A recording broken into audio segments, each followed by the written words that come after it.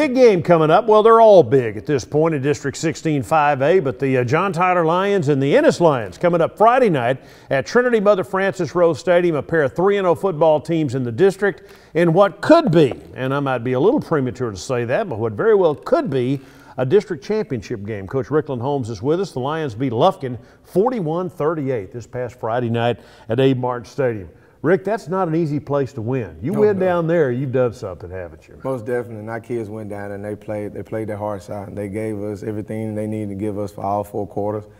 We gave a very exciting DQ game of the week. Yeah. Need to say the least. So just to go out there and compete well and to come up with the victory and to show the steady improvement on the team, that says a lot about the program right there. And you've got contributions from a lot of different people. You even had a scoop and score from your sophomore linebacker, Dwayne Jones. Yeah. So a lot of different ways you won that game. Right? Most definitely. And it started with the big sack by Brandon Day, coming off the edge, doing his job. We called the blitz, and he came off. He ran it perfectly and caused the fumble, and Dwayne Jones was there to pick it up and take it in. That kind of turned the tide, didn't it? Most definitely. Most definitely.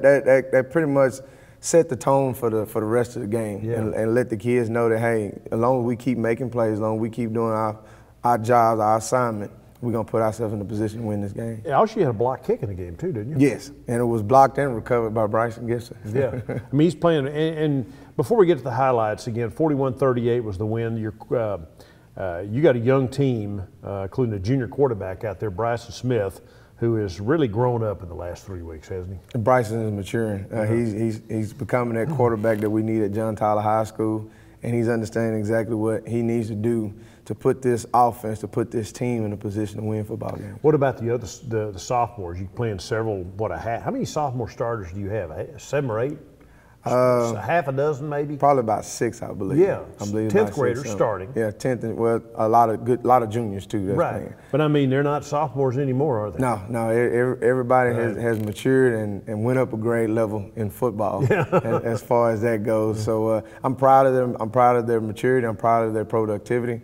I'm proud that they have grasped and they have understood what we have been installing into them since the preseason, moving into the district, understanding that the season is broken up into different sections. And we're in the second section right now, which is the second season, and that determines whether we're going to have a third season. Right, and is it too early to, I mean, obviously you still got some other bridges to cross, but win this game Friday night, and you got the inside track to win the district championship. Most definitely, because right now the top 3 teams in our district right now are us, Ennis, and Lufkin right now. And you beat Lufkin. And by us knocking off Lufkin, we got to go into this game right here against Ennis knowing that we need to take care of our business. Ennis is a throwback, aren't they? They are, and they are a well-disciplined, well-functioning oil machine at Ennis. What they do on offense, they do it well. It's something that's everybody's not used to seeing, with all the spread offenses that's going on right now. They run a wing T, right? They run the old-fashioned wing T, misdirection, and they do it well. They do it really, really well. And again, these are blue blood programs, both with state championships. We can talk about that in a bit, but let's roll tape because I'm sure we have a lot to look at from the 41-38 win at Lufkin at Abe Martin Stadium on Friday night. So let's get after it, Coach. Starts out right here with a block punt by Bryson Gibson. We thought he got into the end zone, but he didn't get into the end zone, But he will here. Oh, we will, because now we got the ball, and we're going to hand it off right here to Trey Allison, and he's going to put it in the end zone for us. Trey, by the way, is playing both ways. He's playing middle linebacker. He starts at Mike Backer right now, and he's doing an exceptional job. Trey brings a different dimension to the Mike Backer for us because he's fast, and he's big, and he's physical. So with his speed that he brings to the table, it makes our defense that much more faster. We'll see a little of that D here for the Lions coming up. And again, this is a Lufkin team that beat Lee in overtime. Yes. I mean, they're good. And they are a team that will continuously fight all the way to the end of the game. This is an interception right here by Kieran Freeman. We call him Buster.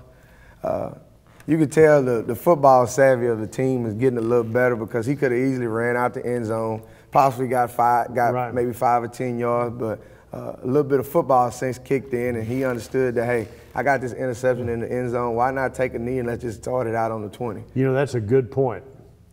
That's a very good point. Yeah. Early in the season. Because your adrenaline makes you want to run with it, makes you want to get out of there. Yeah. And, you know, early in the season, we probably wouldn't have made that type of decision. But a junior like Buster, he's starting to mature, he's growing, and the football sense is starting to kick in. Now here we're going to see it in the end zone. I thought the other kid was going to get the pick. Yeah. Who's the kid that got it? Did he tip Actually, it was tipped by Bryson Gibson. Okay, Bryson Gibson tips it. All right, okay. Now back on offense. Good swing out pass right here to Damian Miller. And he had a productive day against him. I think he had over 7 catches for 99 yards. So that sounds like Duntavian Gross last week got 99. Why can't you get 100? Right? Almost 100, Kyle. Almost. I'm sure you told him about that too, Yeah. haven't you?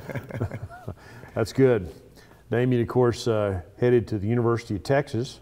By the way, how about those horns this past week? Pulled off a great win. I had to let some of the guys on the coaching staff know. I even put hook 'em horns on the end of my text message. So. There you go. All right, Damian Miller with a nice catch and run on a screen pass. Here you're knocking at the door.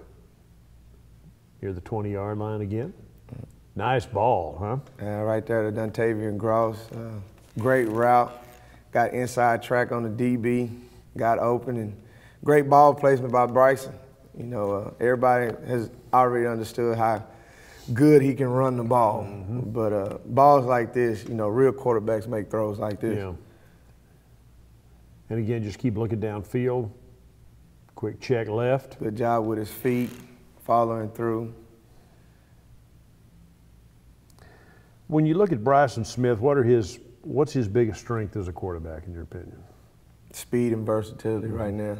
And, you know, with the more as he plays in our offense, his knowledge of the game will increase. And then that's going to make him even more dangerous. Good pressure right here. We just got to get that defensive end to stay outside because he has contained. That was Tobias. I think, you know, as a young player, you feel yourself getting pressure on quarterbacks like this, and you think you got to collapse the pocket. Well, really, you just got to make sure that you do your job, you know, and that's what playing within the scheme of the defense is all about. Again, who made the tackle on the edge out here? It was the outside backer right Tobias here. Marshall's the first guy there, He's though, the first guy to put the pressure on him, and then it was Trey. They ended up helping make the tackle. More defense. And Get nobody to throw it to, right? Yeah. Good job tripping him up by Goodson, our right end at the bottom. He's the one that ended up getting the pressure on him and flushing him out. And then once he got him, he kind of grabbed him by the ankles. And then Tobias finished him off. Young man was trying to stay upright, but he was trying to stay upright. And he's a very talented quarterback, too. He's a junior also, so he'll be back next season. That's just good effort on the part of your guy, though. Yeah. Stay after it, and now you're at the goal line here. It's going to be a touchdown right here by Pierre. Pierre's a hard kid to put on the ground, isn't he? Yeah, a little bowling ball now. Oh, shoot. Okay, this is an end zone look at it. Who threw the blocks down here, Coach? Our whole front line. Good job by Braylon, because we ran on Braylon's side on the left side. So you had to give it to him and Adrian Harris on that one. A couple of your veteran guys. Braylon Jones playing both ways. He's now the center on offense. Yeah. Good swing out pass right here. And this is Gentavian Mosley making a play on the ball. Good hand placement, good reading of the receiver route and breaking on the ball. This is another junior that has matured, and he's starting to grow up, and he's understanding the scheme of the defense. And that's what experience is all about. Yeah, give it a chance to look at it on the edge. Great play right there.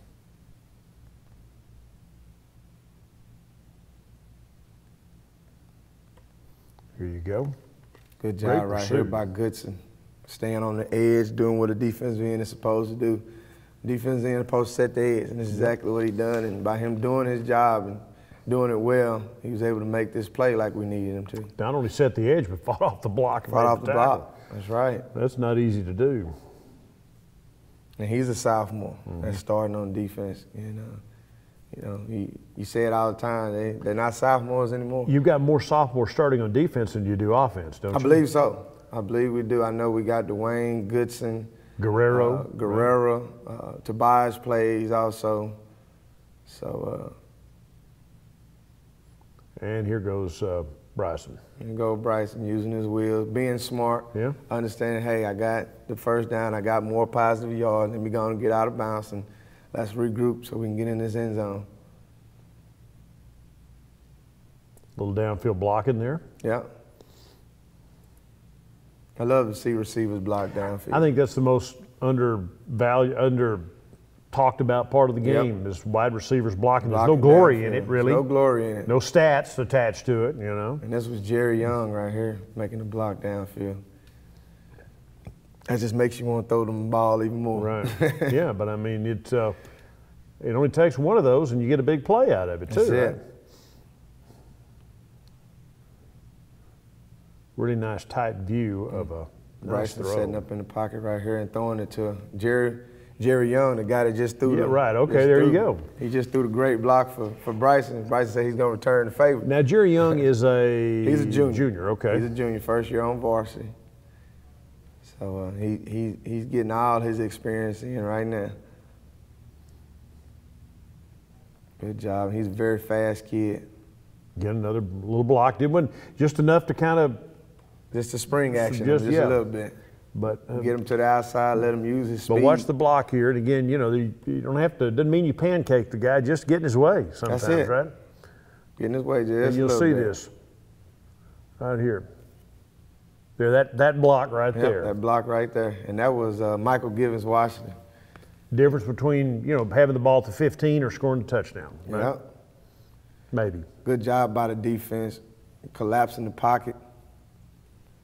Getting some pressure on them from the outside, making them come back in, and then guys being disciplined enough to stay in their lanes and make secure tackle. Spin down.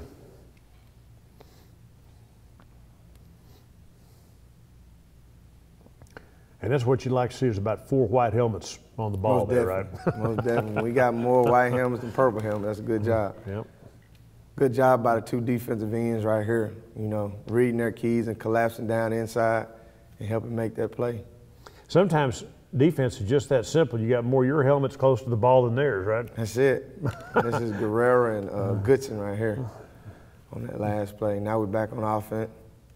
Again, the center there is Braylon Jones. Actually, no, Braylon's at left guard right now. Left guard right now. We got Montgomery back at center. Okay, all right. So Braylon's playing guard, and here's Bryson Smith. He's going to show his speed right here, splitting the 2 guys. Not going to catch him, are they? And running past him. His numbers just keep climbing every week, too, and you'll see it again.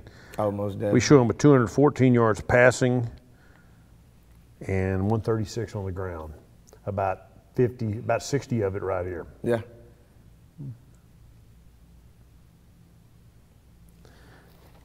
Kind of quieting that Lufkin crowd a little bit there, Just too. a little bit. Just a little bit right here. Actually, this is a 50-yard run, 50-yard touchdown run.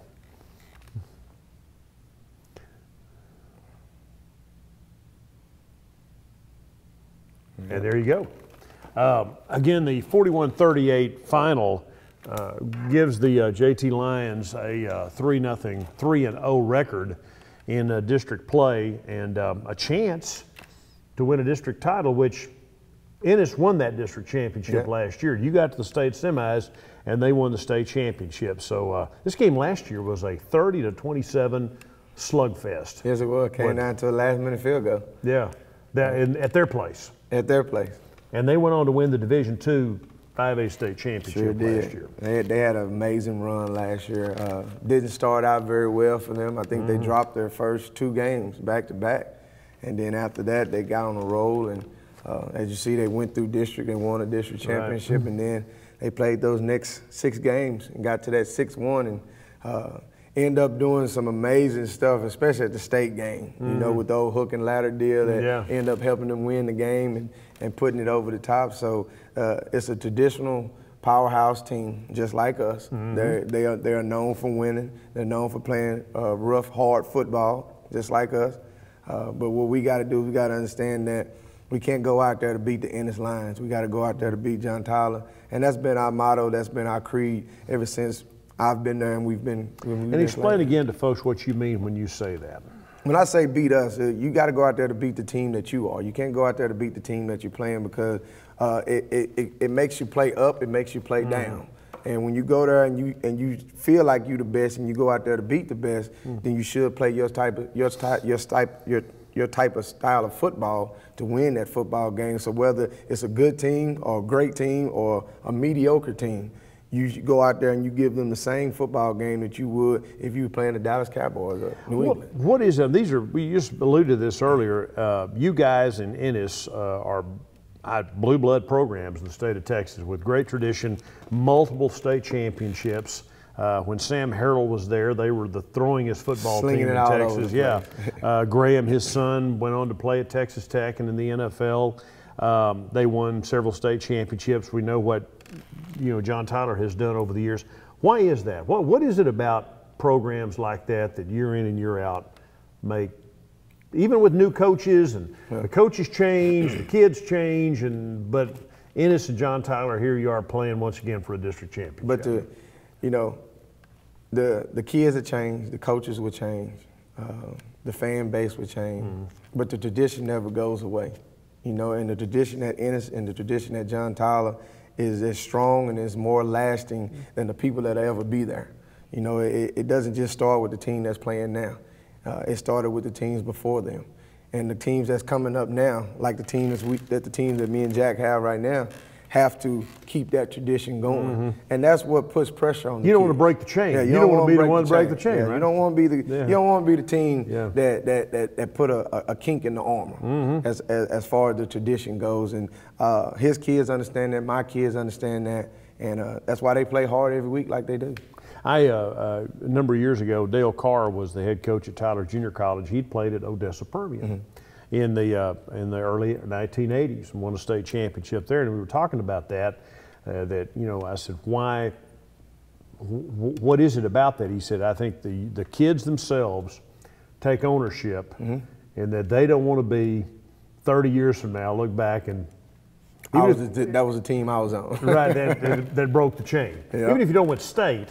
That's hard to do. It's hard to do. But just keep it going. And there's pressure there, right? It is. There's real pressure on these young men to not let that happen. Most definitely. And the kids understand that. And they have been the kids that were watching when all this was going on. Right. And now they're the kids that's doing it. Yeah. And by doing what they're doing, by understanding what they understand, that's why schools like John Tyler, schools like Ennis, schools like Allen, they have a tradition of winning, because it's something that's not just started, but it's built on. Nobody has said anything to them about it either, right? No, it's not something you have to continuously have to bring up to them kids. But how do you start something like that? Somewhere along the line that it has to start. And that's what I've always. How do you get it going in the first place? You got to start with some success. Yeah. And Ennis and John Tyler had plenty of success. Right. So a little luck thrown into. And with that, a little bit of luck, but. Anytime you have success, it's not always about preparation. Sometimes you got to have a little bit of luck to make it through there too. But with the success that both programs have had over the years, that's how you start the tradition, because it's a continuous process that each school goes through year in and year out, and it ends up with success on the football field. And I guess also the expectations for these two programs don't start and end with district in the regular season. They're bigger. It's bigger fish to fry out there, right? It's bigger than that. And that comes with the deep playoff runs that we've been having year in and year out. Yeah. So these are two teams that are expected to win. These are two teams that are expected to go deep in the playoffs. These are two teams that are expected to win district championship. So Friday night, it'll be a 3-0 line going against a 3-0 line. Why don't more teams run the wing tee like Ennis is doing? Everybody's running the spread. Why don't more teams do that? Everybody don't have the personnel to do it. Okay. It takes a different type of kid to run this type of offense that Ennis runs. You have to be a gutsy, gritty type of kid. Yeah. You can't be a flamboyant, festive type kid. You got to be willing to be a role player, right? You got to be willing to be a role player and understand that, hey, my time will come. It just may not be now. Yeah. And them kids, they have bought into the offense that Jack has installed there, because I know he got a little flack, you know, when he first got to Ennis, and he wasn't throwing it around like the Hurl guys were. Yeah. And everybody didn't really like that because they were used to something else. Oh, yeah, and winning with that, yeah, too. They was used to winning with it, but now you bring it to another type of offense, and you're winning with it. Now the aura around there has changed to where, hey, let's not throw the ball so much. Let's keep doing what we're doing right now. Well, and what makes it can be effective if you run it well. It's very hard to prepare for, isn't it? It's very hard to simulate that in practice. Because you're not used to seeing it. Right. You're used to seeing all these spread offenses, and that's what you've been getting prepared for week in and week out. But by going against a run-heavy, plain old run-heavy Longview team, it helps us out, you know, as far as getting prepared for a team like Ennis. And then the misdirection plays that Robbie Lee brings at you, that helps you with what they run also. So just going back to them 3 preseason games, it helped prepare us for a game like this against Ennis. And what's the key against the wing T? Is it discipline? I know in the wishbone they used to talk about how you don't just chase the ball. Everybody has a responsibility. Everybody got a responsibility, and that's called being disciplined. Right. And that's exactly how you stop this offense, because if you chase the ball with the misdirections that they got going on, somebody's going to miss. Somebody's going to miss where they're supposed to be. But if everybody reads their keys, keep their eyes out the backfield, understand that this is my job that I must do and not somebody else's job because I saw this and I'm going to try to make this happen. That's how you have success against an offense like this. Now, this time a year ago, again, you were still trying to find yourself. You lost this game a year ago, yet you went on from there to have a run all the way to the state semifinals. Is this team right now ahead of the one where the one was this time a year ago, maybe in some ways? You had a veteran quarterback though, and a senior in Gio McAllister last year. They're getting to that point. I don't really think they're ahead of that team right now. Catching up? I think they're catching up to that team because that team had a lot of experience coming into that season. They had a lot of experience coming into that season. A lot of guys that played on as a junior, you know, going into their senior year that was on the team previous to that. So their experience level was a little bit higher than last year. Talent level was probably a little bit higher on this team, but with the experience that they're gaining, they're gonna end up being pretty good. You know, a guy we didn't see, I don't think, on any of the video that we just saw, who had one heck of a game for you Friday night was James Allen. He did. He had over 100 yards rushing for you. James had over 100 yards rushing. Like we said, we got running back by committee right now. And he was the head of the committee right now. You know, he gave us 25 carries for 100 plus yards, and he's understanding now what a running back goes through, because when you get the ball 25 times, that's 25 times somebody done hit you. And you got to be able to withstand that. And, you know, that's something that he's learning. He's starting to understand now why we say you got to prepare your body and you got to take care of your body. Because he was a little sore Saturday, to say the least. But he understands the process and what it takes to get through it. One of the fun things about the JT program, James's older brother Darrell played at JT. He was quarterback. I think, Dad played there too. And his daddy, James Sr., was played quarterback too, didn't he? Yeah. And you've over the years that's been. And James can play quarterback. Right, but I'm just saying, over the years, there are third and fourth generation kids that I've known that have played. Yeah. And that helps keep tradition alive. That keeps the tradition alive. It helps because you know what your family went through. Right. And now you bring that to the table, not only from watching it, but from experience. And there's, again, I hate to call it pressure, because you're not trying to put pressure on these kids, but you darn sure know that when they go home at night, they're getting reminded. Yeah, most definitely. That this is Cujo, and we expect you guys to. This is what we expect you to do. Hear what you expect to do, right? Yeah. Does that help as a coach? It does. It does. It takes a little bit of the motivation that I don't have to put on them. And Katie Henderson, some of the other young men, I interviewed Kadarius the other day. He's a big, bright-eyed, smile on his face kid. He's playing well. Tobias Marshall. Yeah. Another sophomore. You some of the unsung guys that Greg maybe we Guerrero don't hear. Yeah, who are some of those guys? Goodson is playing well, and all them guys are sophomores. Tay Mosley is playing exceptionally well right now at the corner. Nick Thompson is coming in as a backup, and he's playing well at the corner. DeQuaylen Kennedy, another junior, playing well at safety. And some of these guys don't start, right? Yeah. And a lot of them have worked their way into a starting role, like Kennedy. Kennedy has worked his way into a starting role. You know, we got guys that are playing exceptionally well. they're starting to understand exactly what it takes to be a Lion. How many two-way players do you have going right now? We probably got 6. Braylon Jones. Braylon goes both ways. Pierre goes both ways. Trey goes both ways. Trey Allison. Tay Mosley goes both ways. Bryson Gibson now goes both ways. He's been in the backfield now. DK Goodson, he plays tight end for. He goes both ways. Who else? Gross, he plays safety. He goes both ways. Right. Doesn't mean he's out there for every play, but when you need him, you run him out there, most definitely, most definitely. Damien goes both ways. Okay. You know, we got some kids that by them going both ways, it helps create depth.